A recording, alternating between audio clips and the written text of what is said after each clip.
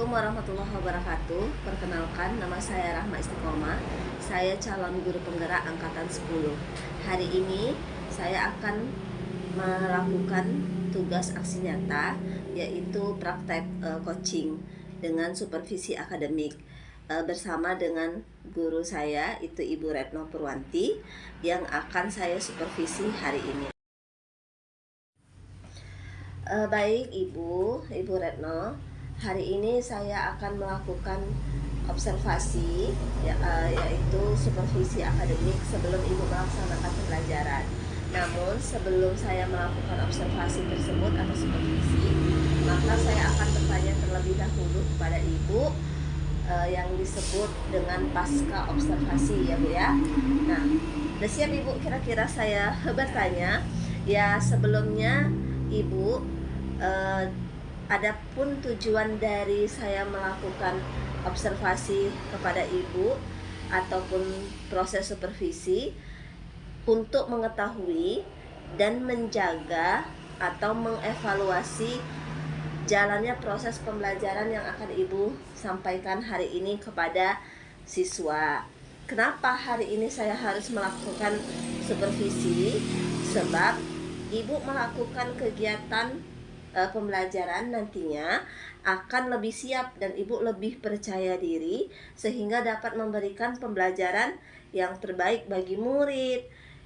Nah, saya akan mengajukan beberapa pertanyaan kepada Ibu tentang tujuan dari pembelajaran. Ya, Bu, siap Ibu? Siap. Kira-kira Bu, hari ini Ibu melaksanakan kegiatan pembelajaran itu kan ada tujuannya. Nah, kalau boleh tahu, kira-kira apa tujuan pembelajaran yang hari ini akan Ibu sampaikan? Oke, tujuan pembelajarannya yaitu berdasarkan rancangan pembelajaran yang telah saya tulis. Itu ada 3 Ibu. Yang pertama, peserta didik mampu menguraikan hasil telaah laporan observasi yang dibaca melalui buku pengetahuan ataupun hasil pengerjaan sendiri. Lalu kemudian peserta didik mampu memahami prinsip penggunaan kata kalimat paragraf teks laporan hasil observasi yang berupa buku pengetahuan yang dibaca atau diperdengarkan dengan cermat. Lalu yang ketiga, peserta didik mampu memperhatikan pilihan kata, kelengkapan struktur, dan kaidah penggunaan kata, kalimat tanda baca, ejaan dengan tepat dan begitu baik. Oh, baik, berarti ada 3 ya Bu tujuan pembelajaran yang hari ini akan Ibu sampaikan. Baik Ibu, kita tadi sudah berbicara tentang tujuan pembelajaran. Nah, sekarang saya akan bertanya tentang area pengembangan. Seperti yang diketahui bahwasannya ada area pengembangan yang ingin Ibu capai dalam melakukan observasi ini. Kira-kira Bu, apa area pengembangan yang ingin Ibu capai? Untuk area pengembangannya ya Bu, mungkin saya menggunakan 2, yaitu di pengetahuan dan di keterampilan. Yang pertama di pengetahuan yaitu menguraikan hasil telaah terhadap struktur teks laporan hasil observasi. Kemudian yang kedua di area keterampilan yaitu dengan menulis rangkuman, menuliskan kata atau kalimat yang ada pada teks laporan hasil observasi. Baik, jadi area pengembangan yang ingin Ibu capai adalah bagian aspek pengetahuan dan juga aspek keterampilan ya Bu, benar ya Bu? Ya. Ya, baik Bu, tadi terkait area juga kan. Nah, ini tentang strategi pembelajaran. Strategi yang kira-kira Ibu persiapkan hari ini dalam melaksanakan pembelajaran apa ya Bu? Untuk strategi yang saya gunakan adalah pembelajaran berdiferensiasi berdasarkan kesiapan belajar siswa yang diintegrasikan dengan pembelajaran sosial dan emosional. Nah, begitu. Kemudian saya akan melakukan pembagian kelompok sesuai dengan kemampuan dan keterampilan dan keaktifan siswanya, dan untuk model saya menggunakan model pembelajaran basis masalah atau program yang dinamakan based learning. Oh, itu sangat baik sekali ya Bu ya. Berarti ada di situ terkait dengan pembelajaran sosial dan emosionalnya ya Bu ya, terhadap peserta didik kita ya Bu, dan di situ juga Ibu mengambil pembelajaran dengan basis masalah atau problem based learning ya Bu ya. Baik, itu strategi yang akan Ibu gunakan di kelas, yang mana tadi Ibu juga menggunakan pembelajaran berdiferensiasi ya Bu ya. Nah, setelah itu Bu, apakah hasil hari ini pasca observasi ini nanti akan saya lihat Ibu di dalam kelas. Setelah itu nanti setelah Ibu melakukan pembelajaran dalam kelas, saya akan supervisi dan nanti saya akan bertanya kembali ya Bu. Selanjutnya Bu, saya ingin bertanya, nanti Ibu menggunakan media pembelajaran apa ketika melakukan proses pembelajaran? Untuk media pembelajarannya Bu, mungkin saya akan menggunakan beragam contoh teks laporan hasil observasi, ya, kemudian LKPD atau lembar kerja, kemudian disalin dia di PowerPoint ataupun di laptop pastinya. Wah, luar biasa sekali ya Bu, ada menggunakan berbagai media pembelajaran. Baik Ibu, kira-kira dari hasil diskusi kita hari ini, apa yang Ibu dapatkan? Dari hasil diskusi kita kali ini, saya mendapatkan pembelajaran tentang apa yang nantinya akan saya jalankan dalam menghadapi proses-proses pembelajaran di dalam kelas maupun yang ada di luar kelas. Terima kasih Ibu, sampai ketemu di supervisi. Semoga supervisi Ibu ketika melakukan proses pembelajaran berjalan dengan lancar ya Bu. Semangat ya Bu. Terima kasih Bu. Terima kasih Bu.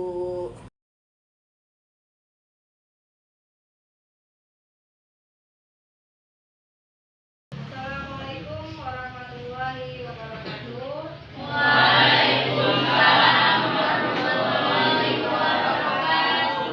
Apa kabar anak-anak Ibu semuanya? Baik. Ayo kita belajar seperti biasa. Namun sebelum kita belajar, kita berdoa terlebih dahulu. Ya. Ayo kepada Ira ya. Berdoanya hari ini dipimpin oleh Ira. Ya, Ira dimulai. Sebelum kita belajar, marilah kita berdoa menurut agama kita masing-masing. Doa dimulai. Ya Allah ya Tuhan kami, tambahkanlah kepada kami ilmu dan berilah kami pengertian yang baik, serta bukakanlah pintu hati kami dengan kecerdasan berilmu pengetahuan. Amin. Terima kasih kepada Ira yang sudah membacakan doa belajarnya. Nah, sebelum mulai juga, ya Ibu mau mengabsen dulu kehadirannya untuk kelas 8. Ya. Siapa yang nggak datang hari ini? Bayu. Bayu, kenapa Bayu nggak datang? Sakit. Sakit. Selain Bayu ada lagi? Ayat. Nggak ada? Ayat. Kenapa Ayat ini? Tahu absennya. Absennya tanpa keterangan. Oke, 2 orang aja. Iya. 2 orang aja. Oke. Kita masuk ke pembelajaran. Ya. Seperti biasa, Ibu selalu memberikan materi ini pada malam hari. Ya, Ibu bagikan ke WA grup. Ya.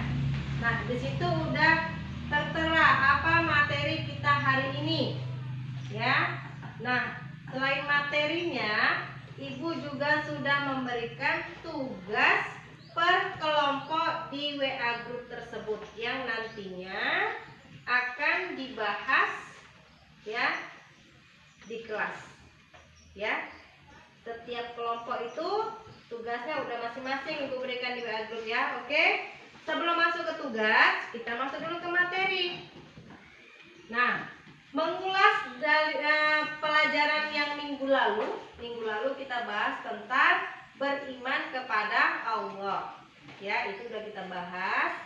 Sudah Ibu kasih tugas diskusi, sudah juga Ibu nilai tugasnya. Nah, hari ini kita dengan materi baru. Materi kita hari ini apa? Ada yang tahu materinya apa? Tentang Nabi dan Rasul. Nabi Dan Rasul. masih kurang tepat. Materinya apa hari ini? Judul besarnya apa? Iya, beriman kepada kitab-kitab Allah dan mencintai Al-Quran. Ini akan kita bahas hari ini, ya. Nah, ada 4 kitab yang diturunkan oleh Allah kepada kepada para rasul atau nabi, ya. Apa aja? Yang pertama ada kitab Taurat. Nah, kitab Taurat ini diturunkan kepada Nabi Musa. Iya, bagus, Nabi Musa alaihissalam. Ya, ingat Taurat diturunkan kepada Nabi Musa alaihissalam. Yang kedua, kitab Zabur. Kitab Zabur. Nah, kitab Zabur diturunkan kepada Nabi Daud alaihissalam. Iya, Nabi Daud alaihissalam. Bagus.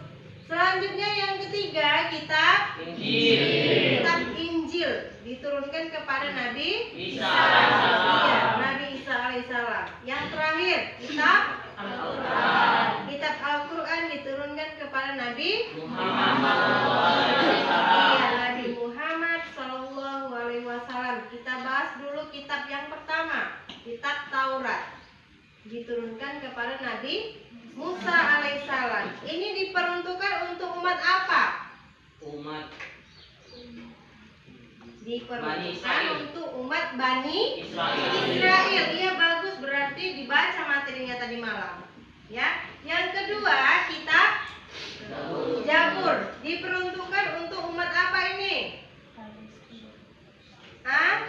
Di daerah Yerusalem, Palestina. Itu di daerahnya. Ibu tanya diperuntukkan untuk umat. Ayo dilihat bukunya. Umat apa?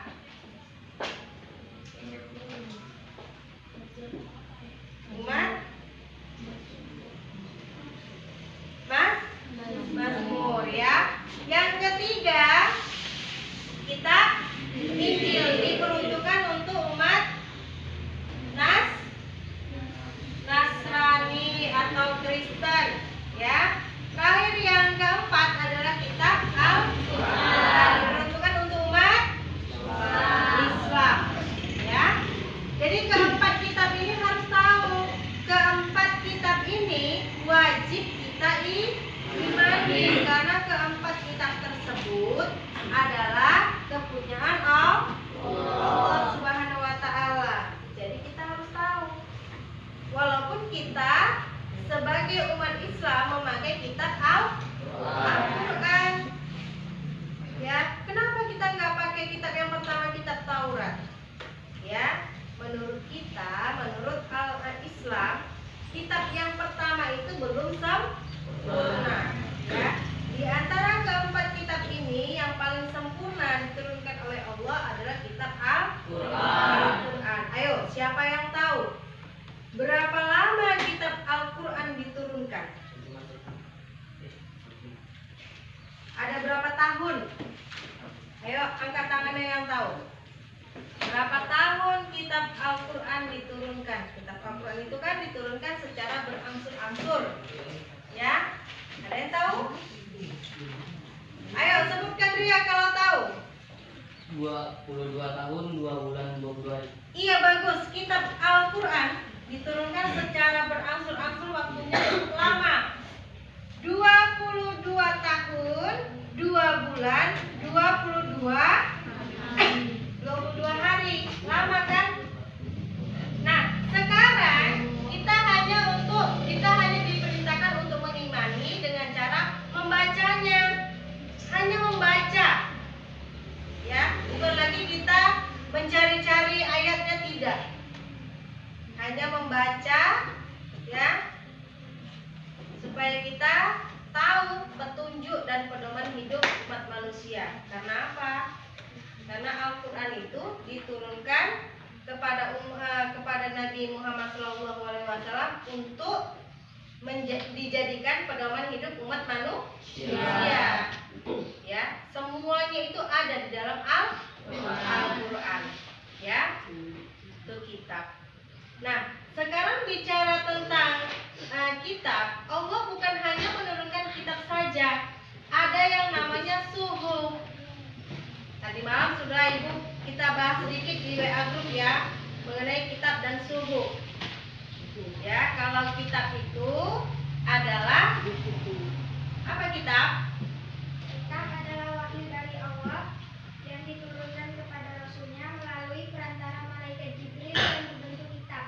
Ya, bagus, itu kitab. Apa itu suhuf? Suhuf artinya lembaran.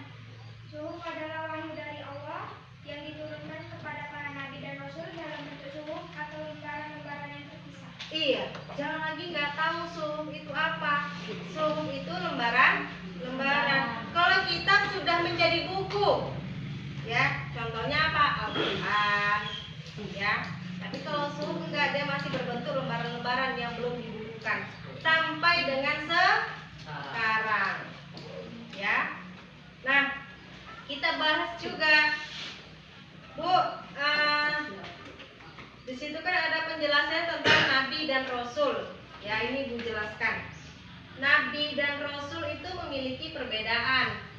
Ya, di mana nabi, kenapa nabi dibilang disebutkan ada 21 nabi, sedangkan rasul ada 4.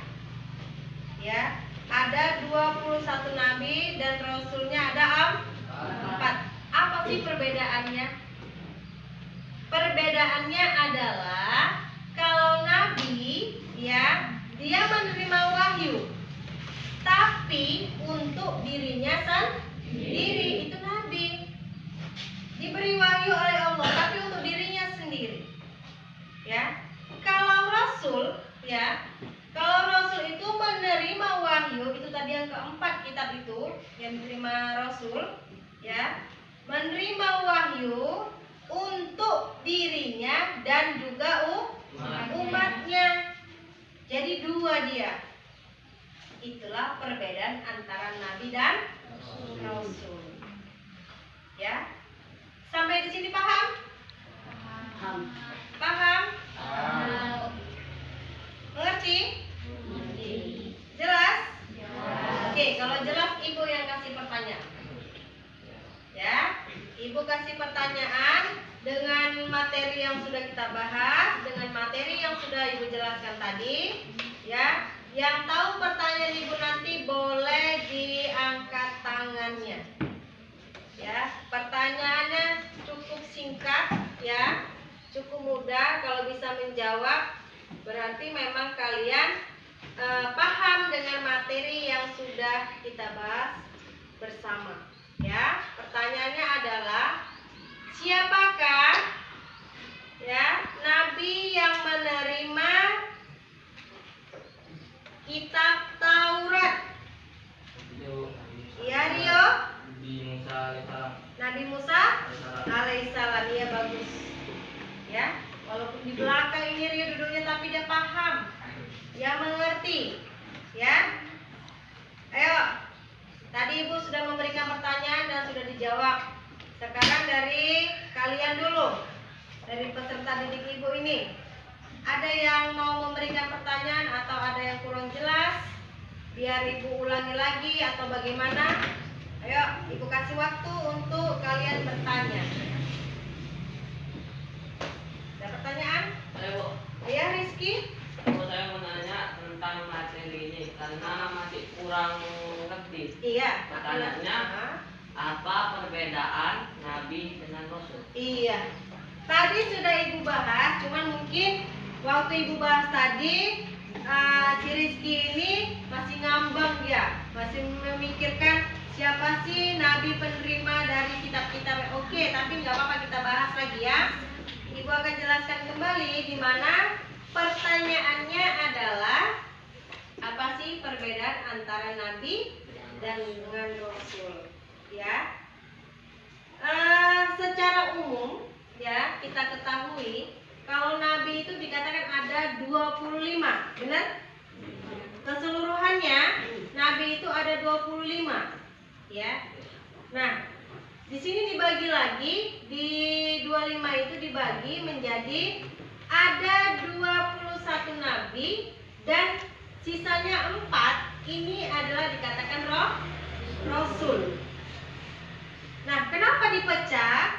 Karena mereka memiliki perbedaan, di mana perbedaannya adalah ke-21 nabi itu dikatakan nabi karena dia menerima wahyu hanya untuk dirinya sendiri. hanya untuk dirinya sendiri.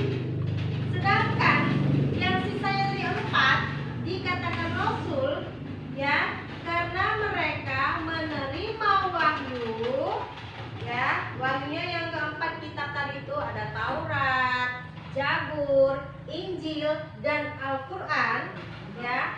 Mereka menerima wahyu ini untuk dirinya dan juga umatnya, ya, dan juga umatnya. Paham, Rizky? Ada lagi pertanyaan? Cukup? Cukup. Yang lain ada pertanyaan? Jelas? Jelas, oke. Kalau jelas, Ibu mau uji kalian. Ujinya lewat apa? Lewat tugas diskusi, ya. Tadi di awal tugas diskusinya kan udah Ibu sebutkan bahwasanya tadi malam Ibu sudah memberikan tugas diskusi lewat WA grup, di mana masing-masing kelompok udah Ibu berikan artikel, ya. Artikel itu berbentuk bacaan, di mana bacaannya itu mengenai materi kita hari ini, yaitu beriman kepada kitab-kitab Allah dan juga mencintai Al-Quran. Nah, tugasnya masing-masing berbeda, ya. Makanya setiap grup itu tidak bisa melihat jawaban dari grup lain, ya. Kalian hanya berdiskusi dengan satu kelompok kalian seperti biasa, ya. Nah, diskusinya ini seperti biasa Ibu kasih waktu 30 menit, di mana 30 menit nanti dari sekarang ini tugasnya harus selesai dan kita presentasikan seperti biasa.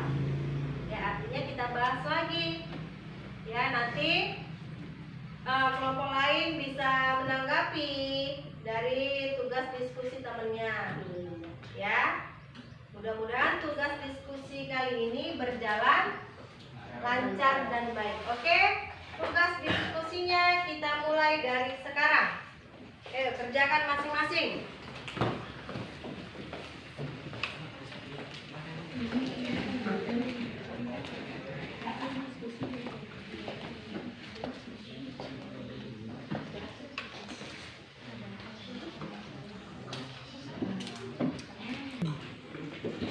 Oke? Selesai? Selesai ya, waktunya juga udah habis. Ya, sekarang waktunya kalian mempertanggungjawabkan hasil diskusi kelompok kalian masing-masing. Ya. Selanjutnya untuk kelompok 2, ayo bacakan hasil diskusinya. Hasil diskusi dari kelompok 2 dengan tugas mencari hikmah dari beriman kepada kitab-kitab Allah Subhanahu wa Ta'ala adalah meningkatkan kualitas kehidupan pribadi, membangun kehidupan bermasyarakat, terjadinya kerukunan dalam kehidupan berbangsa dan bernegara. Oke, itu aja. Iya. Beri A+ untuk kelompok 2. Terima kasih saya ucapkan kepada kelompok 2 yang telah membacakan hasil diskusinya, ya. Jawabannya sangat menarik, ya, dimana tadi ada beberapa tanggapan dari teman-temannya dan kelompok 2 juga udah bisa menjawabnya, ya. Nah, semua kelompok sudah memberikan hasil diskusinya, sudah juga semuanya dipresentasikan. Nanti untuk nilai menyusul, Ibu kembali akan mengirimkan nilai ke WA group. Jadi kalian tahu berapa nilai yang sudah kalian kumpulkan hari ini, jadi hasil diskusinya. Oke. Sebelum Ibu akhiri, ya, pembelajaran kali ini, sekali lagi Ibu tanya, untuk materinya sudah cukup paham? Jelas dengan yang sudah dijelaskan? Jelas? Senang tidak dengan kerja diskusi kali ini? Nah, ya, bisa bekerja sama dengan baik dengan temannya kan? Oke, kalau begitu Ibu akan tutup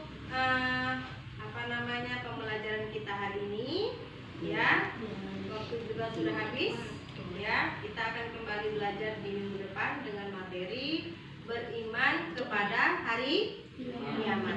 Ya, itu minggu depan nanti Ibu akan kembali mengirimkan artikel sebelum kalian atau kita masuk ke pelajarannya di WA group kalian ya. Oke. Saya akhiri dengan wabillahi taufiq wal hidayah. Assalamualaikum warahmatullahi wabarakatuh. Waalaikumsalam warahmatullahi wabarakatuh.